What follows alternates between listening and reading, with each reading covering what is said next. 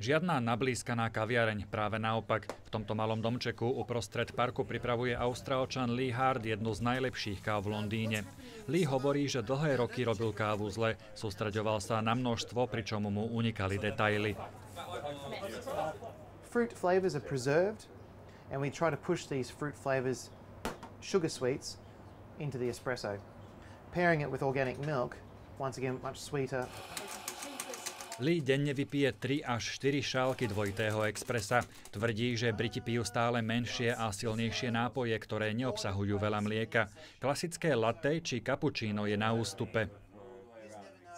The flat white was really popular and it was an answer to people effectively not needing as much milk.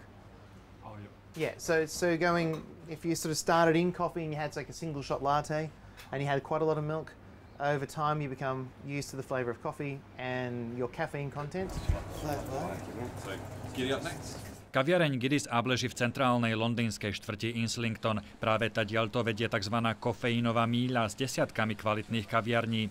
Za rozmachom kaviarenskej kultúry stojí aj exodus Austrálčanov a Novozélanďanov, ktorí berú kávu oveľa vážnejšie ako Briti. Lee je jedným z nich. The other part as well is just the personal challenge. Every day of being behind the machine, it's a big responsibility, and trying to craft just really great espresso. Za posledných 5 rokov predaj čaju klesol o 22%. Za zmeny môže aj demografia. Mladšia mestská generácia má k čaju menej vrúcny vzťah ako staršia populácia z vidieka. Do módy prišli aj veľké reťazce ako Starbucks alebo Costa i úspech domácich kávovarov. Štúdie ukazujú, že kvalitná šálka kávy je pre mnohých Britov prioritou číslo 1. Až štvrtina populácie priznala, že nemôže začať deň bez kvalitnej kávy a kvôli nej sú ochotní vynechať aj raňajky alebo prísť neskoro do práce.